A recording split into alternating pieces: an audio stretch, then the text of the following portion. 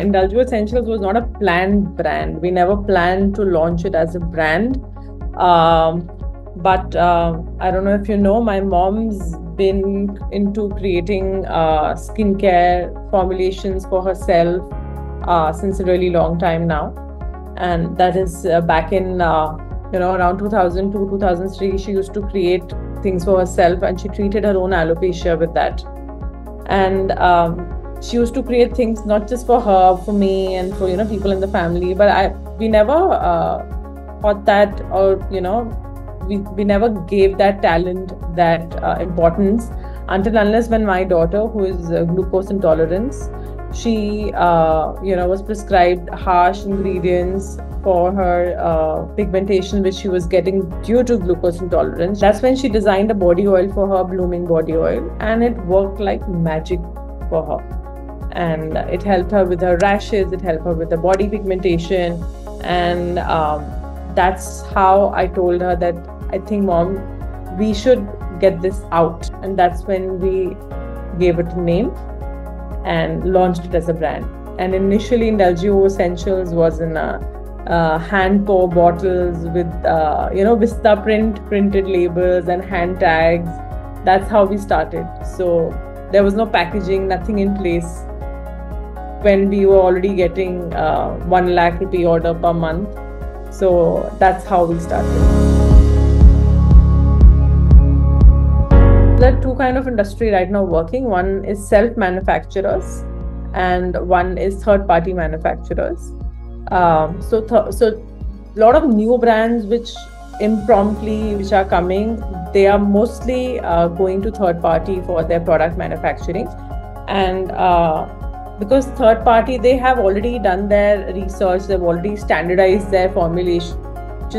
So you will see repeated formulations with all these new brands. We take years to launch products. We do our own due diligence, we do our own research, we have our own in-house R&D team. There's a lot of research that goes inside developing these formulations. We do not have that privilege of just having that standardized formulation on board. And because of that, we are able to do the research on our ingredient and change and tweak the formulation as how we want it and not as per what's standardized by a third party. And that gives us the privilege to be different and create a different formulation. So I'm very particular about what goes in my formulation. I do not want any unnecessary ingredient in my formulation. And I keep my packaging like that. Retinols, you'll see a lot of retinols come in a glass bottle or a jar.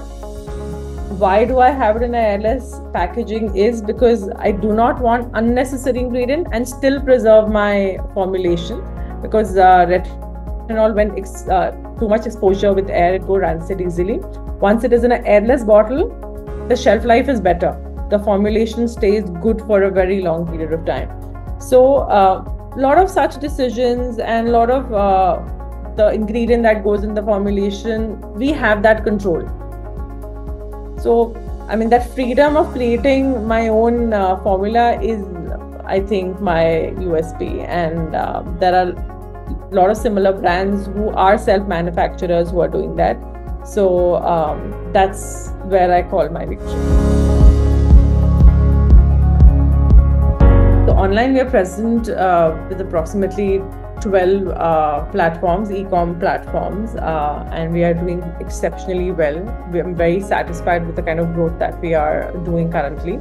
Apart from that, we were not initially ready to go offline, but you'll soon see by the end of July, I believe, you'll see one of Indulgeo's offline retailer place. Been in touch right now to go offline through a franchise and a lot of other models, and that's in the process.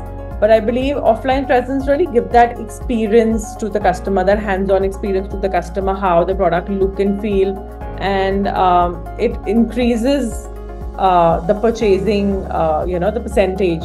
So people who come online and they drop off versus the customer who comes physically in a store, the percentage of physical people coming physically, the buyer percentage is comparatively high than the online drop carts.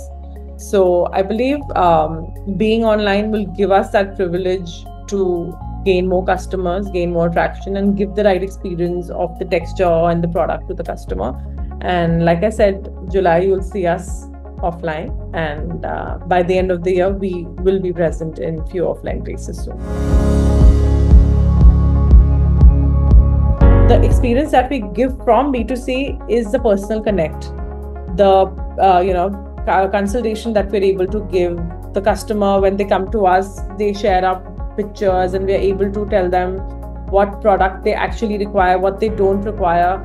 How my team is trained is that we do not believe in upselling or overselling. Rather, we believe in making your cart smaller and more effective. And that's the priority, so that nobody comes back to us saying that this product didn't work for us or it's a waste of money. So that's the kind of experience that we want to give to the customer, that they come back to us as a loyal client, that okay, if I'm going to Indulgeo's team and asking a suggestion, I'll get the right suggestion, and they're not just selling the product, they're only selling if I need. So that's the mindset we want our customers to have, and that's worked really well for us. We started back in 2017, and we have been growing consistently 100 to 150x every year. So the growth is great, especially for our website. We were not expecting our website to do so well when we initially started, because we thought that, like I said, the customer fallback is on B2B platforms. But there's a strong loyalty we have been able to give through the loyalty points that we give to the customer, prepaid offers that we give to the customer. So we have been able to build a very strong loyalty towards B2C customers also.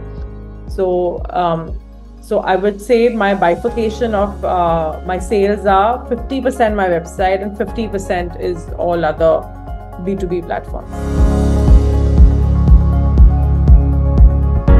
I'm very openly saying that Indulgeo is coming out with a sunscreen, and I'm working on it since past 2 years, and I'm still not sure when I can get it out, though it's on the final stages. So a good SPF will be out soon from us. We're making sure that it is safe even for younger children, even for expecting women. So we are going that direction when it comes to SPF. Because I want my kids to use the products that I make. So that's my priority. And apart from that, like I said, offline presence will be there. And some interesting products that are still category that are still not available in the market.